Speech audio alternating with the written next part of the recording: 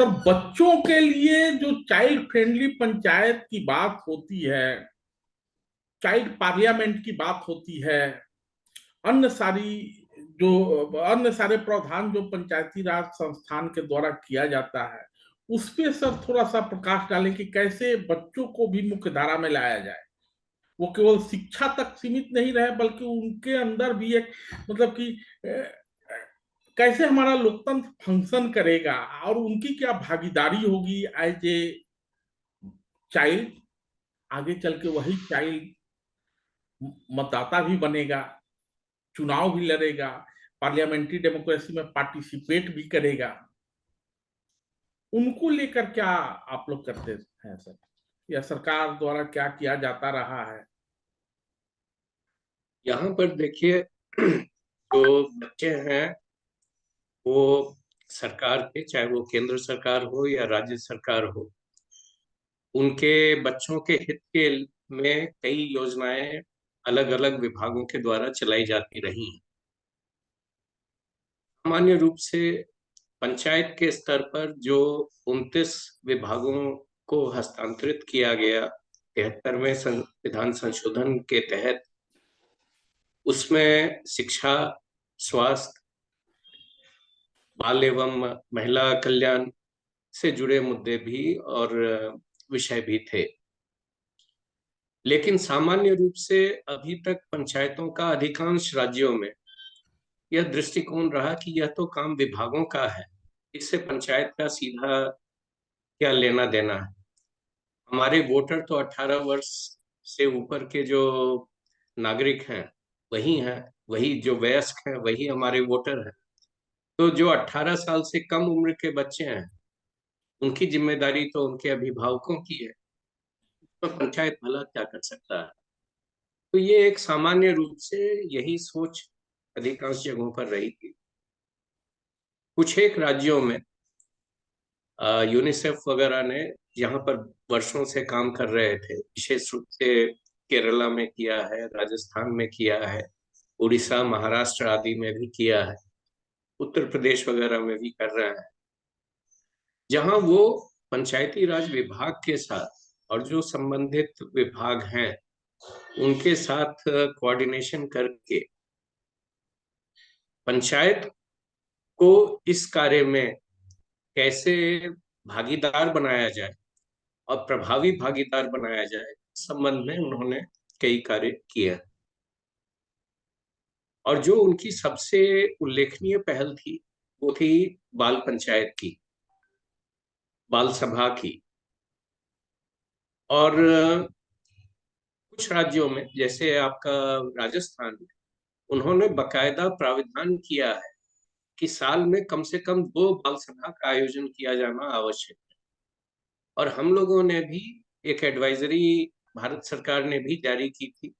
2-3 साल पहले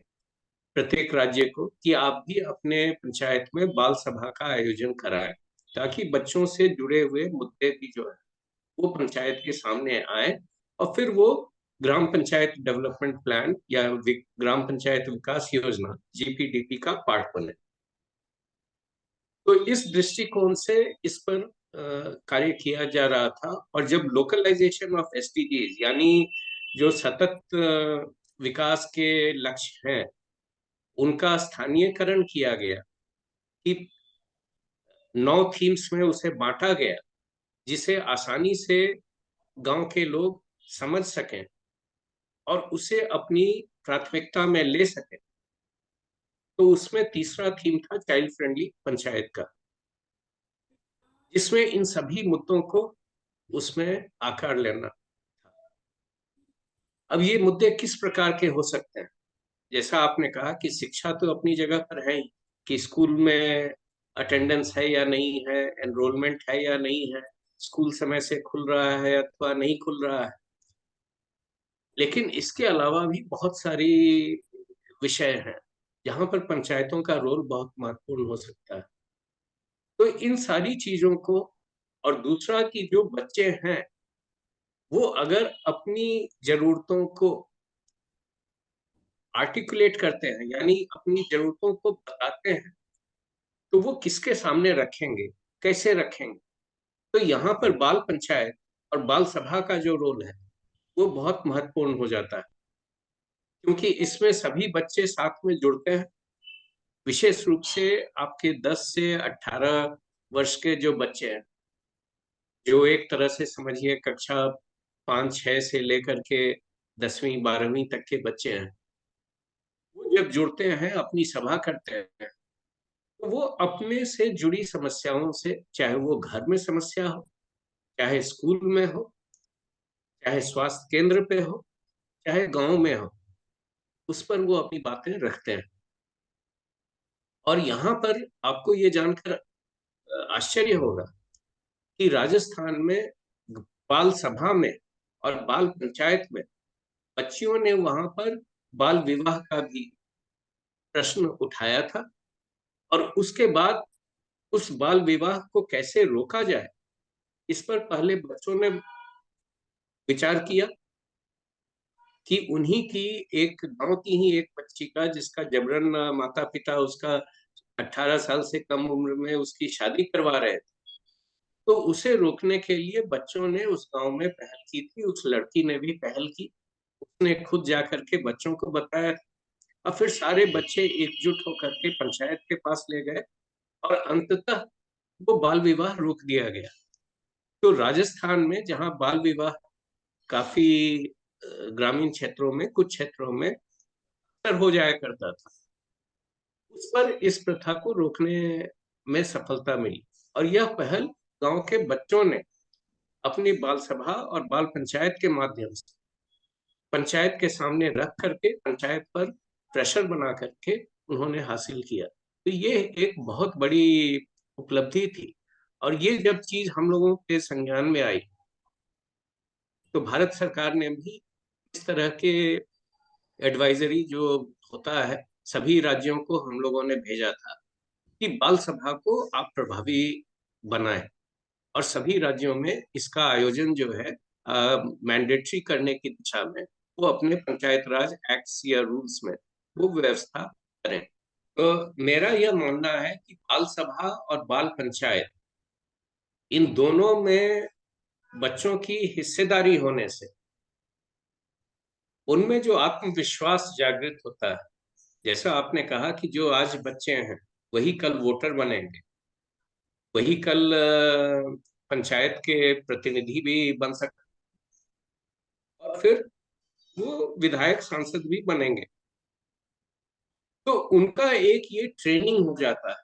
कि हम लोक नीति से जुड़े हुए मुद्दे, क्योंकि जब आप बच्चों से जुड़े हुए मुद्दे को उठा रहे हैं, तो ये एक वर्ग है, गांव की आबादी का एक वर्ग है, जिसकी अभी कोई मुखर रूप से कोई प्रतिनिधित्व नहीं है। अगर कहीं पर कोई बच्चा खड़ा होता है तो उसे बिठा दिया जाता है कि ये बड़ों का मामला है, तुम बैठ जाओ, तुम्हारे माता पिता तुम्हारी बात रखेंगे। और जो माता पिता होते हैं वो भी देखते हैं कि बाकी सारे लोग की इसमें रुचि नहीं है, तो वो भी चुप बैठ जाते हैं। तो ये एक अवसर देता है कि एक बहुत बड़ा वर्ग, और अगर आप भारत की आबादी में ही लें तो 18 वर्ष से कम आयु के जो बच्चे हैं उनकी जनसंख्या में भागीदारी वह बहुत ही सिग्निफिकेंट, मतलब 20%, 25%, 30% तक भी हो सकती है। क्योंकि ये तो हमें पता है कि शायद 30 साल से कम उम्र के जो लोग हैं उनकी भागीदारी अब भारत में 65%। तो अगर उसका और हम ब्रेक डाउन करें और उसको और गहराई में जाए, तो हो सकता है कि इनकी जो 18 साल से कम है ये भी बहुत बड़ा वर्ग है।